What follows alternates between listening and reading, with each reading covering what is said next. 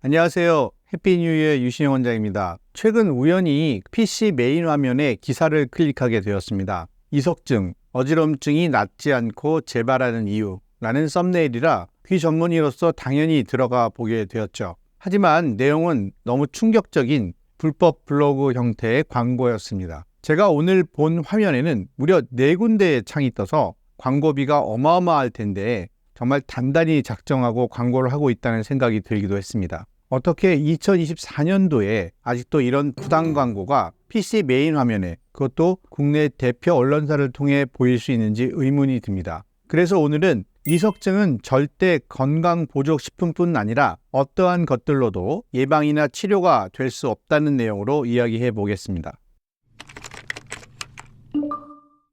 제가 이 글을 읽으면서 느낀 것은 정말 잘 모르는 사람이 이 글을 읽으면 진짜로 믿을 수도 있겠구나 하는 생각이 들 정도로 언뜻 보기에는 상당히 논리적인 글처럼 보였습니다. 저는 이 글을 하나씩 반박하기보다는 귀 전문의로서 팩트에 근거해서 제 의견이 아닌 검증된 자료로 진실을 말씀드리고 싶습니다. 일단 이분이 얘기한 9가지 체크리스트 중 해당 사항이 있다면 마치 문제가 있는 듯 설명해 놓은 리스트를 보면 어이가 없습니다. 이 리스트에는 문제라고 언급한 아침에 이석증이 더 자주 발생하는 것과 재발하는 것, 땅이 꺼지거나 출렁거리는 느낌, 초점이 안 맞는 듯한 느낌은 모두 이석증 환자가 경험하는 것으로 오히려 이런 경험이 없는 분들은 이석증 환자라 말할 수 없는 내용입니다. 이석증은 돌가루가 원래 있던 곳에서 떨어져 나와 반골이관에 들어간 후에 뭉쳐서 돌이 되고 이것이 굴러서 빙글빙글 도는 어지럼증을 발생시키는 것이 주된 기전이라서 이 돌가루를 반골이관으로 들어가는 것을 막아서 재발을 방지한다는 것 자체가 불가능합니다. 아침에 증상이 심한 것은 잠을 자면서 몸을 움직이지 않기 때문에 이 떨어져 나온 돌가루는 우리가 자는 동안 뭉쳐지는 것이 일반적이고, 따라서 뭉쳐진 돌이 아침에 구르면서 이석증 증상을 일으키는 것은 이석증의 기전에 근거한 지극히 자연스러운 현상입니다. 그런데 이 글은 밥을 먹고 배가 부르는 현상이 있으면 이는 문제가 있는 것이니 여기에 해당된다면 치료를 받아야 한다고 말하는 것 같이 독자들을 현혹하고 있습니다. 체크리스트에서 더 심각한 부분은 아예 사실 자체를 왜곡시키는 부분입니다. 이석증과 편두통, 그리고 이석증과 이명은 전혀 관련성이 없습니다. 이석증이 아닌 어지럼증을 일으키는 질환 전체를 놓고 보면 편두통과 이명과의 관계를 찾아보면 이 편두통은 두통과 연관된 어지럼증이라는 질병이 따로 존재합니다. 또한 어지럼증과 이명이 서로 연관되어 발생하려면 중간에 난청이라는 연결고리가 있어야만 가능하여 이러한 현상은 메니에르시 병에서 나타날 수 있습니다. 따라서 이 체크리스트가 이석증뿐만 아니라 어지럼증 질환 전체를 확대해서 뭔가 자신에게 이 문제가 있는 것 같이 잘못 판단하게 하려는 의도에서 쓴 내용이라는 것을 알 수 있습니다.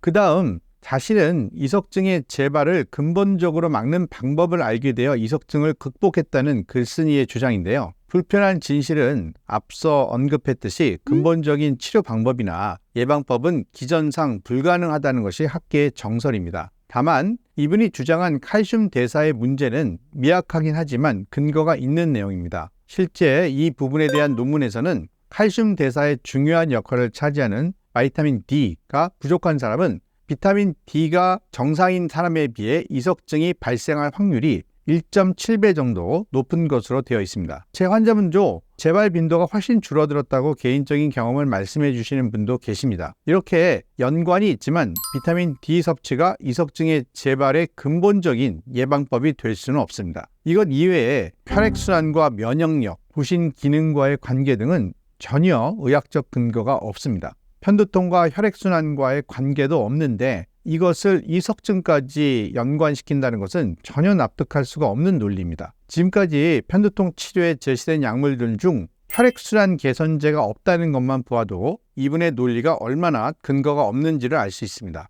면역력 또한 그러한데 대표적인 면역질환인 알러지 환자가 더 이석증이 재발한다고 말하는 논문 등을 본 적이 없습니다. 글쓴이는 부신과의 관계도 설명했는데 부신은 스트레스 호르몬과 관련이 있고요. 부신 기능이 떨어지면 무엇보다도 기력이 감퇴하고 식욕이 떨어지는 등의 전신 쇠약감이 듭니다. 이는 모든 질병을 악화시킬 수 있는 일반적인 상황이지 이석증에만 국한된 상황이 아님을 이해하셔야 할 것입니다. 그리고 이 정도로 공부를 하셨다고 한다면 자신이 본 인용한 논문을 글 어디에서는 기록해서 그 근거를 남기는 것이 논문에 대한 일반적인 예우인데, 이분은 인용한 논문에 대한 언급은 글 어디에서도 찾아볼 수가 없었습니다.